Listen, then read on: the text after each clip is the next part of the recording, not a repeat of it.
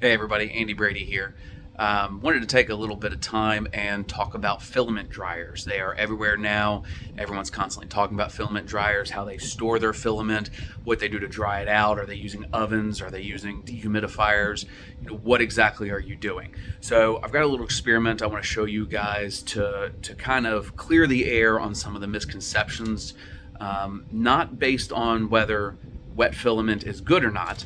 We've all got our own information. We've all got our own tests. We've all got our own firsthand experiences that have led us to believe what we believe about damp, wet, whatever filament.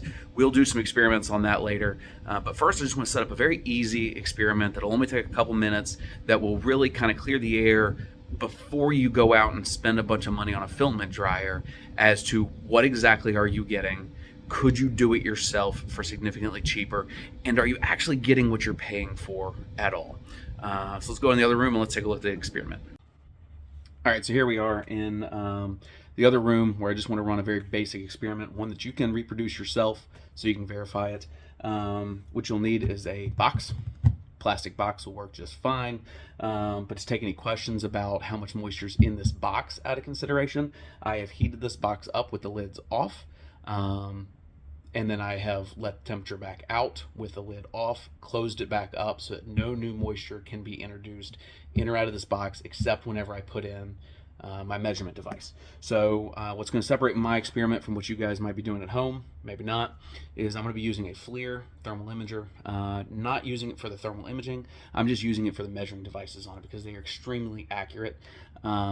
A typical humidistat that's going to tell you the humidity in a room or in an environment, usually plus or minus 3%. This one for humidity is plus or minus 1. It's about as high as you can get on the accuracy scale on humidity without going crazy expensive. This also has a temperature sensor that is 0.25% plus or minus in accuracy, which an average thermometer is about 1 to 1.5% plus or minus. So your measurements won't be quite as accurate, and then there'll be people out there with technology that they're going to measure it even more accurately, but this will be enough to kind of showcase what we're doing. I got a simple timer and I've got a space heater. All right, so this experiment's going to be pretty easy. We're going to take the thermal imaging device, which has a timeout of 20 minutes. So the experiment's only going to last 20 minutes, and I'm not going to do a 20-minute video. It's just only going to last 20 minutes. And what I'm going to do is I'm going to put it in this gasket-sealed box up against or in the middle, so that it's not getting a direct interference from the plastic, heating up or whatever. Seal it up carefully so it doesn't fall over. And what we're going to do is we're going to get an initial measurement look. All right, so we are measuring in Fahrenheit because we're in the United States. We are right at 70 degrees, and our relative humidity is right at 42%. And what's going to happen is I'm going to go ahead and I'm going to turn on this heater. The heater's now going to blow on the outside of the box, and I'm going to go ahead and start this timer. What's going to happen is it's going to heat up the box, and in turn it's going to slowly heat up the air. I'm going to go ahead and stop the video, and we're going to check in at minute 10 to see what we have going on, and then I can kind of explain just a little bit further. All right, everybody, it's almost been 10 minutes, 9:18. We're going to keep the experiment running, but I just had to jump over here and show you guys. It has gone from 70 degrees Fahrenheit to 76 degrees, but it says that the humidity has dropped from 42% to 37%. Keeping in mind this is an airtight sealed container, no amount of moisture has left this box. No amount of moisture has been added to the air or been removed from the air. Keeping in mind this box has already been pre-warmed to make sure that it was not expelling any moisture. And we are right at the 10-minute mark. So I'll check in again here in about another 10 minutes. All right, so we're at 15 minutes, and I'm actually going to change this experiment midway. I'm going to go ahead and I'm going to turn the heater off, and I'm going to stop trying to heat it up because we are already up to 78.8 degrees Fahrenheit with 35.6% relative humidity. And so I want to explain to you guys what's going on, but I'm going to put this box somewhere where I can get it to cool down quickly before the sensor on this FLIR goes automatically times out at 20 minutes. All right, so let's take a minute and talk about what's actually going on here and what the implications are. So there's a whole field of science called psychometrics where it measures things like the amount of moisture in the air. And if you look at a psychometric calculator or a chart, you'll see that as the temperature changes, the relative humidity also changes. Not the actual humidity. So not the actual amount of moisture that is in the air. And that's very important because people are spending quite a lot of money to buy filament dry out machines, and when they plug them in, it shows them a relative humidity inside the box. It then proceeds to heat up the box, and as it gets hotter, yes, it is going to basically cook the filament and bring moisture out of it. Just like a dehydrator, food dehydrator works. You heat it up slightly, you will start to expel the moisture. But something that I see constantly people posting is that they've had their filament in the drying out box for a couple hours and it's gone from 60% humidity to 30% humidity.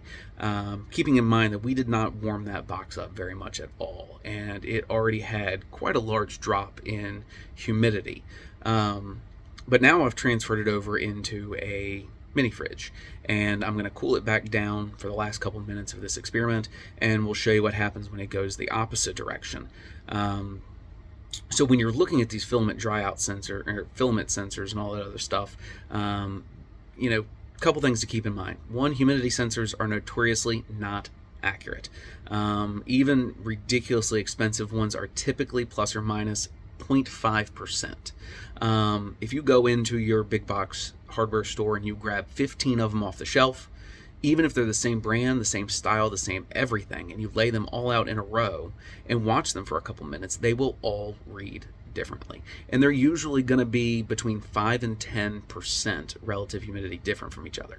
So you've got a box that's got a very simple heater. Let's just call it a terrarium pad heater style thing inside of it, and you've got a very cheap temperature sensor and a very cheap humidity sensor, and you're judging your filament based on that, and then you end up buying multiples of these boxes, when realistically what needs to happen is it needs to be warmed, and then it needs to have the moisture removed. And the idea that taking a box and adding heat to it, which, the moisture is able to escape out of the top as new air comes in. Well, what's going to happen is if the air was always 50% humidity, then you have 50% humidity coming in, moving up and out. It is drying it out. It's pulling moisture out of the filament, and yes, it will successfully do it. But the key question here is, at what point are you having diminished returns on the amount that you're spending to dry a single roll of filament? And are there better alternatives and things that you could do that would be able to be done on a much larger scale, much more efficiently, for a lot less money, and without even worrying about measuring the humidity, without even worrying about measuring the temperature, just going off of the fact that you can feel it in your filament, you can see it whenever you print with it. So we'll talk about it in just a minute. Let me go get this out of the fridge and see what it looks like. All right, we are right at 20 minutes, and I'm sure that this box did not cool down very much, but I know that this sensor is going to stop working here soon. It's only dropped it back down to 74 degrees, but you can see the humidity has already shown to go up. So by bringing the temperature of the box back down, even though it only went back down a little bit, the humidity is already raising. It is now up to 37% humidity inside of that box, even though it got down much lower than that. And you can see it's actually still creeping up. Because again, as it cools down, the amount of moisture per cubic feet of air changes, yet the actual moisture inside of the box has not changed at all. All right, so if you're still with me after watching all of that, I think the key takeaways here are, yes, drying filament is something people want to do. Whether you want to do it or not, whether I want to do it or not, that's up to you. Once you decide you want to dry filament, what can you do yourself to keep it dry? Some very easy examples. Using a large, cheap Rubbermaid tub, filling it with your filament, putting about 5 to 10 pounds worth of desiccant beads in there, and maybe adding something like an aquarium heater underneath the desiccant beads. So it will warm the temperature up in the environment. It will make that moisture more readily able to leave the plastic in the filament and evaporate, and then the desiccant beads will be more readily available to absorb it. And then keeping it in a situation like that consistently would be a much better alternative than spending hundreds of dollars on a filament dryer. Now, if you bought a filament dryer and you love it, that's between you and your filament dryer. You have fun with it. But people getting into the 3D printing world, and they're already trying to decide whether they want to spend $199 on an Ender 3, or they want to spend $1,400 on a Bamboo with an AMS sensor on it. Whatever craziness you want to go. Are now also being told that they should buy these $100, $200, $150 devices that will keep your filament dry. Yet we maintain all the equipment. We have everything that we need to keep filament dry, either already at our own disposal in our home or very cheaply accessed from a local supply store. But to take it a step further, sometime next week, I'm going to use an actual moisture meter that measures the moisture inside of plastic. But the only way I'm really going to be able to do that is to print a couple solid pieces of plastic that are consistent, that are the same weight, the same everything, so I can compare the results and make sure that it works. And then I'm going to expose them to the extremes and see how much it actually changes the moisture content when the humidity changes. But that's another video, another time. If you stuck with me this entire time, thank you so much. My name is Andy Brady. It's a brand new channel. Just decided to start sharing some of the knowledge that I might have on the subject, even though there's definitely people out there way more knowledgeable. I'll link to them as often as possible. But if you can do me a favor, if you find stuff like this interesting, click the like, click the share, click the follow.